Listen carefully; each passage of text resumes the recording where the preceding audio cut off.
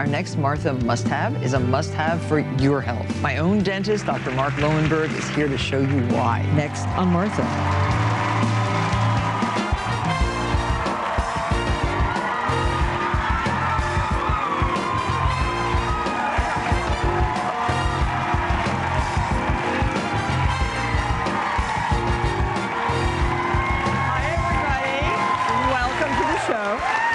Oh boy, after this long, freezing cold weekend, I really was looking forward to coming to the studio today and starting this week off with a bang, and today's show is really great. But we have to start with my favorite things, because all throughout the month of January, I'm sharing some of my must-have items with you, which I certainly hope will enhance your health, your lifestyle, and your general well-being. And today's must-have is, we should have a drum roll, the new Oral-B toothbrush. This is the Triumph with Smart Guide electric toothbrush, and it's the most technologically advanced toothbrush on the market. And I like it. I was using it this weekend because it's the first toothbrush to combine cleaning and gum care with wireless technology. So it promotes more effective brushing, meaning that you have this little remote, and it will, you can just set this at a certain time, and you can just keep walking around, and the toothbrush will go off after a certain amount of time. And it gives you also feedback to help you brush better, longer, and gentler, and very important for healthier gums and teeth.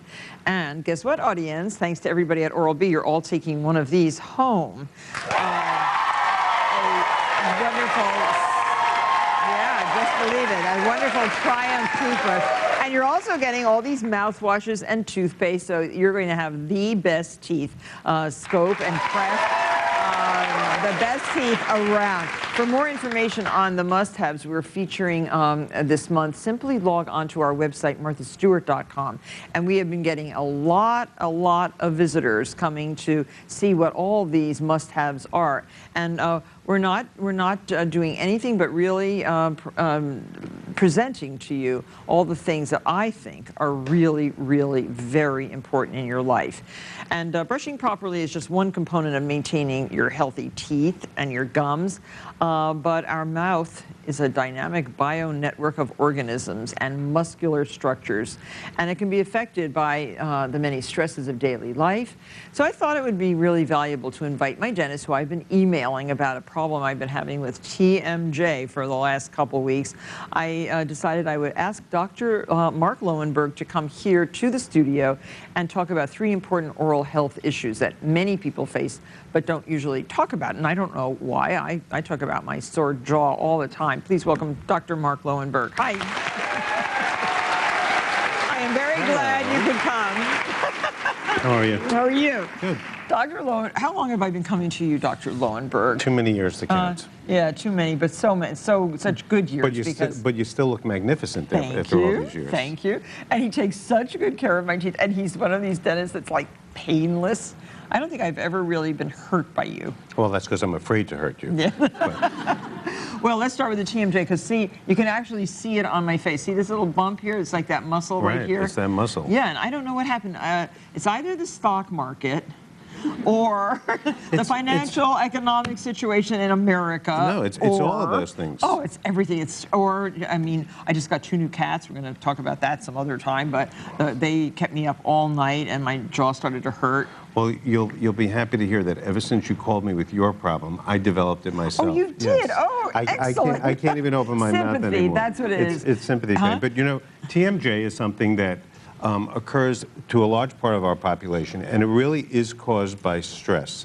And what happens when you're under stress, and it could be the economic times we're living through, is what happens is you clench or grind your teeth. At night. And when you do that, Not during the day. Sometimes people do it during the day. Absolutely. Oh, and when you do that, what happens is the muscles that open and close the joint go into spasm. Now, I brought my old friend Barney with me. Hi, Barney. This is my skull from dental school. Isn't that very good teeth? And by the way, I was going to say, I did not do his dental work. Oh, my gosh. But I brought this along to explain how this works, and it's really very interesting. Only the lower jaw moves. The rest of the skull is stationary, and the lower jaw moves in a ball and joint socket right like here? this. Yes. So what happens is, I'm going to pull this out just so you can see. Yeah. This is called the condyle, and it goes into the fossa like this. And the jaw normally opens and closes Without in an any- even motion. Right. But when you're stressed and you grind your teeth or clench your teeth, it starts irritating the muscles, and it causes them to go Muscles into... or the actual bone? Well, it's the Mostly the muscles. muscle, okay. And then the muscles pull your mouth open in a different direction. So it's very similar to a shade on a window where you pull up a shade and half the shade goes up Right, it goes a cockeyed. little crooked. That's what happens in your jaw. So it usually favors one So side. does your bite kind of go off a little bit? Your bite goes off. My bite's off a little Your bit. bite goes What are you off. gonna do? You can't open your mouth What are you wide. gonna do? And the way that you treat this, first of all, Hypnosis. the best thing to do is to come into your dentist, Yeah. which I've been begging you to do. Yes. So, and the dentist usually can make night guards. There are all different kinds of night guards. You can make a night guard that you clip over your teeth so that when you're sleeping, you grind on this plastic instead of grinding against On your tooth against teeth, tooth. right. And that helps break the spasm in your jaw. Oh, that's a good If you idea. can't get to your dentist, there are definitely tricks that you should do. Well, I've actually been using the little trays that for cleaning, for brightening your teeth. Right. I've been putting the lower tray in. Is that Does good that help? enough? Yeah. Well, if it works, it's great. I But if you think. can't get to a dentist to make a night guard, then the best Oh, this way is a of nice one, dealing though. with This has little gold chain in it and stuff. I like that. this is the Rolls Royce of night guards. This looks like Gucci or something. But if you can't get to your dentist, then what you have to do is you have to concentrate on keeping your teeth apart during the day, because a lot of people Right. clench during the day.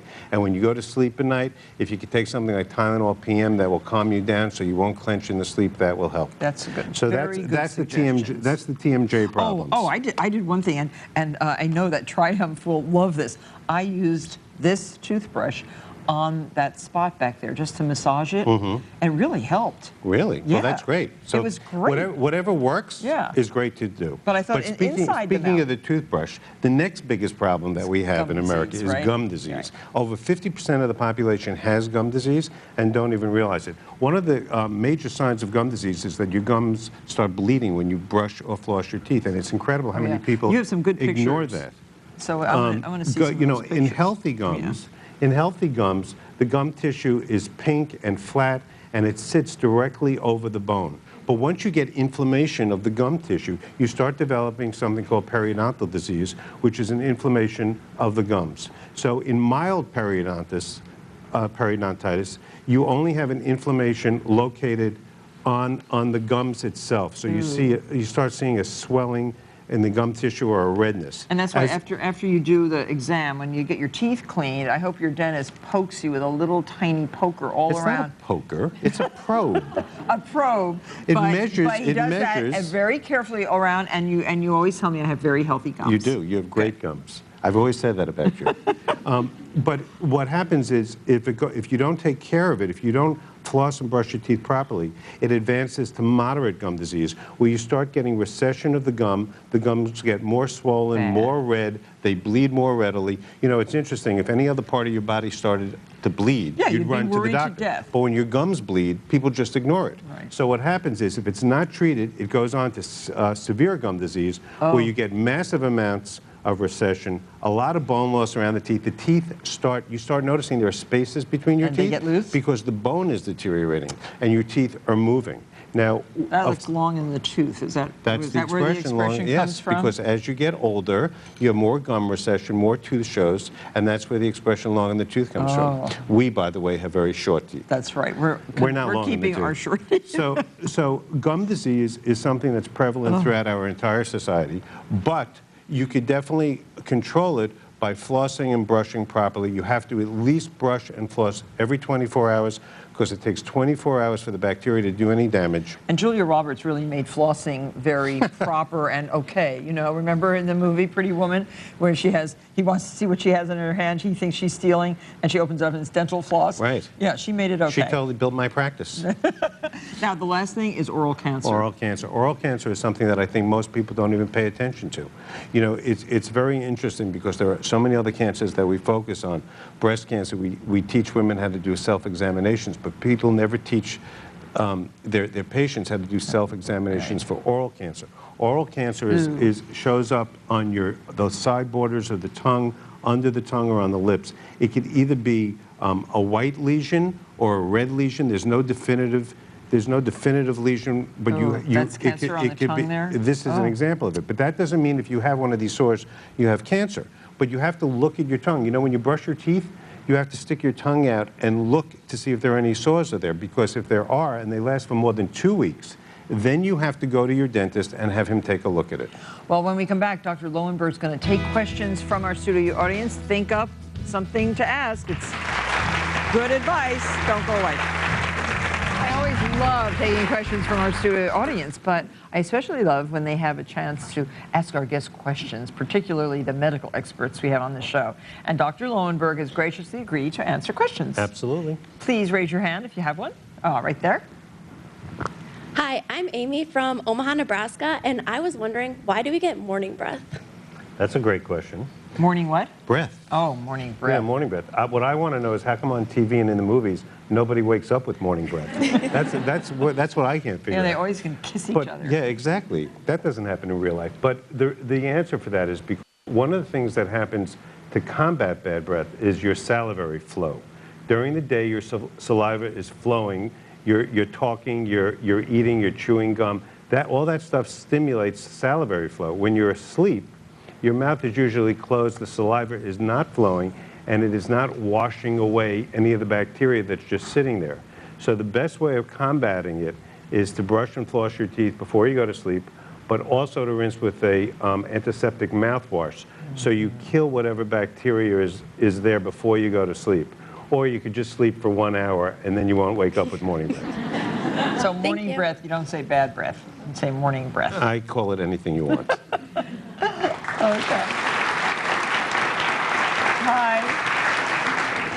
Hi, I'm Nicole from Florida, and I've tried the dentist systems, bleaching systems, as well as the over-the-counter systems. And I'm just wondering what the long-term side effects might be. Well, I think the answer to that question would apply to anything. Moderation. If you overdo anything, it's not going to be good for you. The long-term effects of bleaching are very minimal, providing that you do it according to the directions. If you buy over-the-counter products, you have to adhere to their directions. If you're not going to adhere to the directions and you're going to use anything every single day, as some people do, you're going to create great sensitivity in your teeth, because the bleaching systems are not meant to be done every day. And if you're using a dentist-delivered product, that's even stronger than the over-the-counter product, so you certainly cannot do that every day. You don't know that I took pictures of myself with the bleaching trays in my mouth at your office with my phone. So they're on my, I wish I had them. But that was a very effective bleaching system. Right. What was that, laser? With your mouth is all open? It's called power bleaching. Okay. It's not a laser, it's a white light. Oh, okay. But that's something that's only performed in the dental Yeah. office. Yeah, I don't want one of those at home. And you can't overdo that frightening looking. because the dentist is regulating it. So moderation is the key. Thank you.